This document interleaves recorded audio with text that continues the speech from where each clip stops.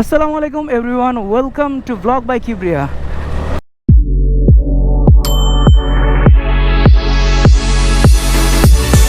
যেহেতু গ্রামে আছি সেহেতু এখন একটু ঘোরাফেরা বেশি হবে, বন্ধুদের সাথে দেখা করতে যাচ্ছি। আর তার পাশাপাশি ছোটোবেলা থেকে বড় হয়েছে এই গ্রামের মাঠে খেলাধুলা করে। সো ক্রিকেট খেলাটাকে বেশি ভালোবাসতাম, এখনও যাচ্ছি একটা ক্রিকেট ম্যাচ দেখতে। খেলবো না আমি জাস্ট দেখবো। আর আমার ফ্রেন্ড আছে একটা, ও গিয়ে ওটা খেলবে। সো আগে ফ্রেন্ডটাকে পিক করতে হবে, দেন আমরা ওইখানে যাব। ঈদ মোবারক বন্ধু, কি অবস্থা? এই তো আলহামদুলিল্লাহ। মাঝখানে কিছু কাজ পড়ার কারণে একটু লেট হয়ে গেছে, তাই বন্ধুকে নিয়ে তাড়াতাড়ি গ্রামের ভিতরে আঁকাবাঁকা রাস্তা দিয়ে যাচ্ছি। ম্যাচ শুরু হবে বিকাল 4:30, কিন্তু তার আগে গিয়ে মাঠে উপস্থিত থাকতে হবে। এইগুলো এক কথায় MotoGP রোড, আঁকা বাঁকা সব দিক দিয়ে, অ্যান্ড রাস্তাগুলো খুব সুন্দর। তো প্রবলেম অপোজিট সাইড থেকে যখনই অটোরিকশাগুলো ঢুকে, কারণ অটোরিকশাগুলো এত পরিমাণ বাজে। একটু আগে আমি জাস্ট দাঁড়ায় ছিলাম, তখন সে পিছনে আসতেছিল। আমি লিটারালি গাড়ি বন্ধ করে জাস্ট পার্ক করে আমি দাঁড়ায় আছি আর কথা বলতেছি ফ্রেন্ডের সাথে। তো তখন সে পিছনে আসতেছিল অ্যান্ড সে আমার পায়ের উপরে উঠাই দিছে। এই জন্য গ্রামের রাস্তায় অবশ্যই অটোরিকশাগুলোকে খুব সাবধানতার সাথে ট্যাকেল করতে হবে। গ্রামের এই আঁকাবাঁকা রাস্তাগুলোতে আসা হয় না, অনেক বছর হয়ে গেছে, তাই অনেক রোড ভুলে গেছি। বন্ধুকে বললাম যে বন্ধু তুমি চিনে নিও, আমার কিন্তু এখন আর রাস্তা মনে নেই। গ্রামের এই একটা মজা, যত দূরে আসেন না কেন, যত ভিতরের গ্রামেই ঢোকেন না কেন, পরিচিত মানুষের সাথে দেখা হবেই।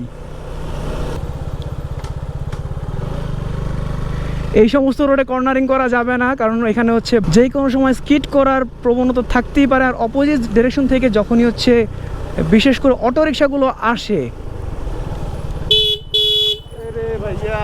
এই যে বলতে না বলতে কোন দিক দিয়ে গিয়ে কোন দিকে ঢুকাই দিল।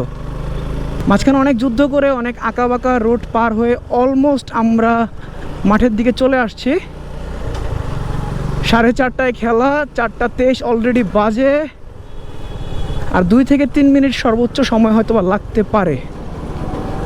দেখা যাক ঠিক সময় মতো পৌঁছাতে পারি কিনা। পৌঁছাতে তো হবেই, যেই করেই হোক, এই ঠিক সময়ের মধ্যে মাঠে থাকতে হবে। তো ঠিক আছে, সরাসরি কথা হবে মাঠে গিয়ে। অবশেষে মাঠে চলে আসলাম। সো বাইকটা এখন পার্কিং করব আর দেন খেলাটা উপভোগ করব। 4:30টার ম্যাচ শুরু হইতেছে 5টার দিকে।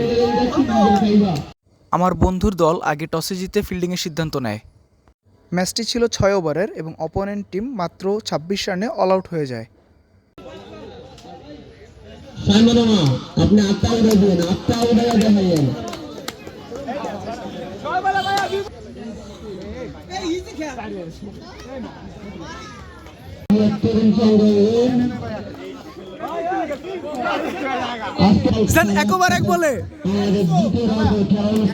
অবশেষে খেলা শেষ, ম্যাচ জিতে গেছে মাত্র 1 ওভার 1 বলে।